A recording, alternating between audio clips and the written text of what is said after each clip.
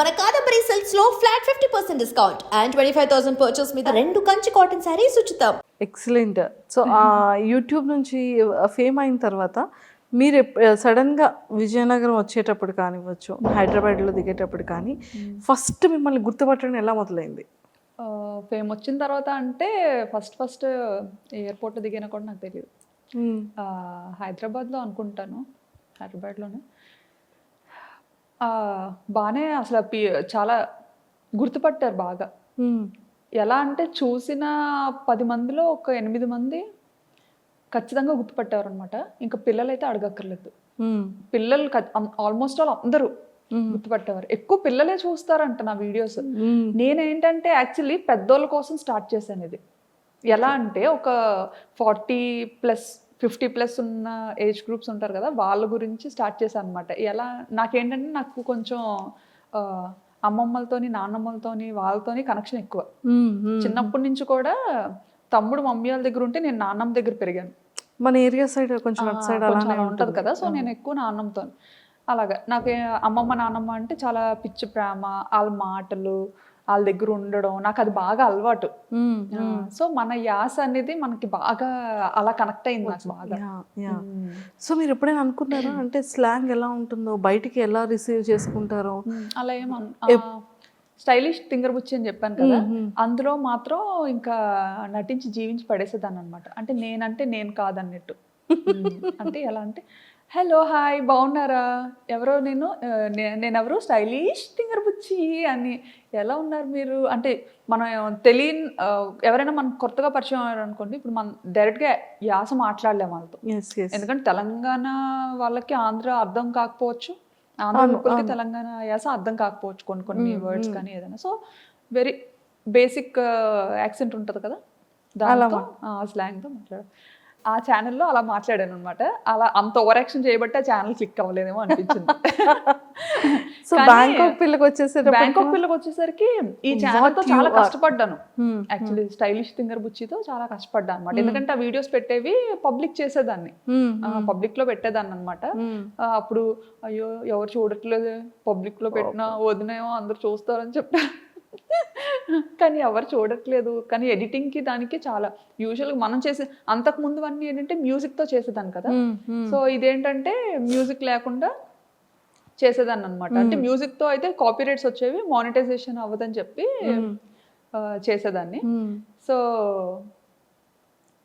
అంత చాలా కష్టపడ్డాను దానికి, అది క్లిక్ అవ్వలేదు, ఇంకా ఆపేసాను అనమాట. ఆపేసి అప్పుడు ఏంటంటే బాబుకి దెబ్బ తగిలింది మా ఇషాన్కి. వాడేంటంటే నేను పాపని రెడీ చేస్తున్న టైంలో సోఫాలో కూర్చొని పాపకి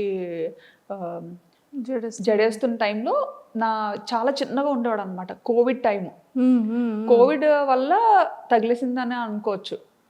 ఇంకా ఎలా అంటే మామూలుగా పిల్లలతో ఉండేటప్పుడు మాకు అలవాటు ఏంటంటే ఇంటి పట్టున ఉండడం అలవాట్లేదు. నా దగ్గర నాకు ఒక అంతటా కాలు ఆడవు, ఓ దగ్గర కూర్చోవడం అంటే నా పని కాదు. సో పిల్లలతో పాటే ఎప్పుడు ప్లే గ్రౌండ్లో ఉండేవాళ్ళం. మా కమ్యూనిటీలో ఒక ప్రైవేట్ ప్లే ఏరియా ఉండేది. సో 24 గంటలు అక్కడే ఉండేవాళ్ళం అనమాట. ఓన్లీ తినడానికి, పడుకోవడానికి ఇంటికి వచ్చేవాళ్ళం. సో అక్కడే ఉండేవాళ్ళం, చాలా బాగుండేది. అలా ఆడించుకోండి. బాబుకి ఆట అలవాటు అయిపోయింది బాగా. పాప ఏంటంటే ఉంటే ఆడుతుంది, లేదంటే కామ్గా ఉంటుంది. ఆడపిల్ల ఎలా ఉండాలో అలా ఉంటుంది. కానీ బాబు అలా కాదు, ఆటకు బాగా అలవాటు అయిపోయాడు అనమాట. ప్లే ఏరియాలో జంపింగ్ కానీ చాలా యాక్టివిటీస్ చేస్తూ అలవాటు అయిపోయాడు అప్పటి వరకు. సో ఆ కోవిడ్ టైంలో ఏంటంటే ఇంకా సడన్గా రెస్ట్రిక్షన్స్ రావడం, ఇంకా పార్క్ని కొంచెం క్లోజ్ చేయడం, అసలు కూర్చోడానికి కూడా ఏం లేకపోవడం, అసలు కిందకి అలో చేసేవారు కాదనమాట. వాడికి ఏంటంటే ఆట అలవాటు అయిపోయి ఇంట్లో ఆడుకోవడానికి అవ్వక, మగపిల్లలు అంటే ఆబ్వియస్లీ అన్నీ ఎక్కి జంప్ చేయడం అలాంటివన్నీ చేస్తుంటారు కదా.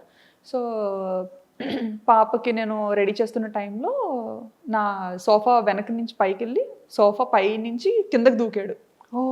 పక్కన కార్నర్లో వైఫై టేబుల్ ఒకటి ఉంటుంది అనమాట, కార్నర్ టేబుల్. అది షార్ప్గా ఉండేది, చిన్న రౌండ్ టేబులే. అసలు ఆ టేబుల్ తగులుతుందని కూడా ఎవరో అనుకోం. అక్కడి నుంచి పైన స్లిప్ అయిపోయాడో తెలియదు. అంటే నా బ్యాక్ సైడ్ ఉన్నాడు కదా, వాడు స్లిప్ అయిపోయాడో తెలియదు, అలా పడిపోయాడో తెలీదు. పడిపోగానే ఇంకా ముక్కు ఇలా కట్ అయిపోయింది అనమాట.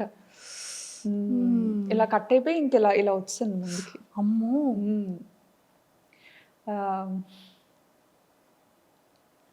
అయ్యయ్యో. ఇప్పుడంతా చాలా మంచిగా రికవరీ అయ్యాడు, మంచిగా సెట్ అయ్యాడు. ఆ టైంలో చాలా పాపం బాగా వరి అయి ఉంటారు. అంటే ఆ పాపతో ఎప్పుడు నాకు దెబ్బలు తెలీదు, అది ఫస్ట్ టైం. First time. అప్పుడు చాలా భయపడ్డాం. సో అలా బాబుకి ఇదైంది. సో ఆ టైంలో కొంచెం బాగా భయపడిపోయి ఇంకా అమ్మో ఏమైపోతుందో అని చాలా భయపడ్డాం అనమాట. భయపడి ఇంక వెంటనే పట్టుకొని పరిగెత్తాం బాబుని. పట్టుకొని పరిగెత్తే టైంలో, ఆ టైంలో ట్యాక్సీస్ కూడా దొరకడం చాలా కష్టం. అంటే కర్ఫ్యూ లాగా మనకి ఎలా ఇక్కడ పెట్టారో అక్కడ కూడా కొన్ని టైమింగ్స్లోనే బయటకి ఎలో చేసేవారు. సో మనకి పబ్లిక్ ట్రాన్స్పోర్ట్ కూడా చాలా తక్కువ అన్నమాట. ఇంకా యాక్చువల్లీ చాలా సెన్సిటివ్ అసలు దుమ్ము ఇదంతా. తను బ్రీత్ ఎలా చేయగలిగాడు? ఏమో మరి ఇంకా ఒక 2 నిమిషాలు ఏడ్చాడు అంతే. ఆ తర్వాత వెంటనే ఆపేశాడు అనమాట. మరి అదంతా ఏమైందో ఏమో తెలియదు కానీ ఇంకా బ్లడ్ మాత్రం అసలు ఆగలేదు, ఫుల్ బ్లీడ్ అవుతుంది. ఇంకా భుజం మీద వేసుకొని ఇంకా ఆయనకు కూడా గూగుల్ ఇంటర్వ్యూ అవుతుంది అనమాట. ఇంకా మధ్యలోనే ఆపేసి వచ్చేసారనమాట పరిగెత్తుకొని. ఇంకా వెళ్ళాం, పాపను మాత్రం ఇంట్లో వదిలేసి వెళ్ళిపోయాం అనమాట. ఫస్ట్ టైం పాపను ఒక్కదాన్ని అలా ఇంట్లో వదిలేయడం. అంటే బయట అసలు ఎలా ఉంటుంది అంటే కోవిడ్ కదా బాగా ఎక్కువ ఉండేది. సో పాపకు మళ్ళీ ఏమైనా ఇన్ఫెక్ట్ అవుతుందేమో అని భయం. సో అలా ఎత్తుకొని రోడ్డు మీద పరిగెడుతుంటుంటే ట్యాక్సీ కోసం, అంటే ఈ లోపు ఏమవుతుందా అన్న టెన్షన్తో ఇంకా పరిగెడుతూనే ఉన్నాం ఎక్కడ ఆగకుండా. పరిగెడుతుంటుంటే ఒక పాకిస్తానీస్ కమ్యూనిటీలో పాకిస్తానీస్ వైఫ్ అండ్ హస్బెండ్ అప్పుడే బయలుదేరుతున్నారు అనమాట వాళ్ళ కార్లో. వాళ్ళు ఇంకా బాబుని చూసి మేము ఏడుస్తూ పరిగెత్తడం చూసి వెంటనే ఆగి, వాళ్ళు ఏ పని మీద వెళ్తున్నారో తెలియదు కానీ వెంటనే కార్ ఎక్కించుకొని ఇంకా హాస్పిటల్కి తీసుకెళ్ళి ఇంకా చాలా హెల్ప్ చేశారు. ఇంకా 2 చేతులతో దండం పెట్టి ఇచ్చారు. ఎంత చేసినా ఇంకా నేను అది మర్చిపోను. వాళ్ళు మాత్రం చాలా మంచి ఫ్రెండ్స్. సో వెంటనే బాబుని ఇంకా తీసుకొచ్చేసారా? స్ట్రిచెస్ ఇవన్నీ అయిన తర్వాత వెంటనే తీసుకొచ్చేసారు. మళ్ళీ అక్కడ హాస్పిటల్లో ఉండడానికి అయ్యి ఉండదు? లేదు, వెంటనే పంపించలేదు. హాస్పిటల్కి తీసుకెళ్ళాము, అక్కడ కొంచెం లేట్ చేశారనమాట. ఎందుకంటే ఎమర్జెన్సీ వార్డులో పెట్టి కోవిడ్ టెస్ట్లు 3కి చేసి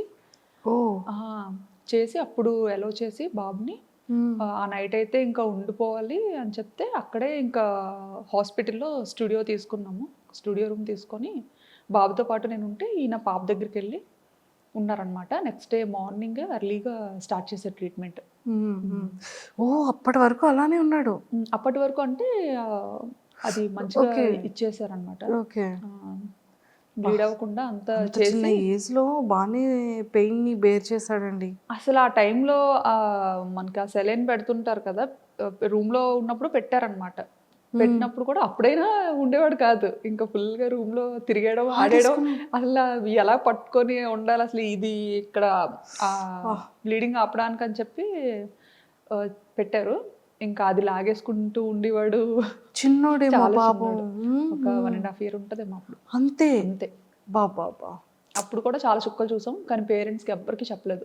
అత్తయ్య మామయ్యకి చెప్పలేదు, మమ్మీ డాడీకి చెప్పలేదు. ఎందుకంటే ఫ్లైట్స్ లేవు, ఇండియా వెళ్ళిపోవడానికి ఫ్లైట్ లేదు, డైరెక్ట్. వాళ్ళు రావడానికి సోర్స్, వాళ్ళు రావడానికి ఇది లేదు. మెయిన్ అప్పుడు ఏంటంటే అదే టైంలో మావయ్య చనిపోయారు అనమాట. అయ్యో. ఆ డిప్రెషన్లో కొంచెం అప్పటికి బాగా డిస్టర్బ్ అయి ఉన్నాం ఇద్దరం. ఆ టైంలో ఫ్లైట్స్ లేకపోవడం, అప్పటికప్పుడు చూడడానికి కూడా అవ్వలేదు, ఇండియా వెళ్ళడం అవ్వలేదు. చూసారా, లైఫ్ అనేది అంత సింపుల్ కాదు. అదే ఈ అప్ అండ్ డౌన్స్ చాలా చూసారు మీరు. అవును, చాలా చూసాం కదా. అందరికీ బ్యాంకాక్ పిల్ల అనగానే తిని ఇంత యాక్టివ్గా ఉంటారు, ఇంత బాగా వ్లాగ్స్ చేస్తారు, ఇంత బ్యూటిఫుల్గా రెడీ అవుతారు అనేది. కానీ మీ లైఫ్లో ఎన్ని అప్ అండ్ డౌన్స్ ఉన్నాయో ఇప్పుడు మాకు తెలుస్తుంది. నేను చూపించడం కూడా ఏంటంటే నా వీడియోస్ ద్వారా కొంచెం చూసే వాళ్ళు హ్యాపీగా ఫీల్ అవ్వాలి, ఎవరు సాడ్ అవ్వద్దు అన్న సిచ్యువేషన్స్ మాత్రం నా మంచి మెమరీస్ని క్యాప్చర్ చేసుకొని నా లైఫ్ స్టైల్ బాగున్నది మంచిగా చూపిస్తాను అనమాట. చాలా ఉంటాయి, అందరికీ ఉండేవే ఉంటాయి, బాధలు కూడా ఉంటాయి, కాకపోతే అవన్నీ ఏం చూపించుకో. ఓకే.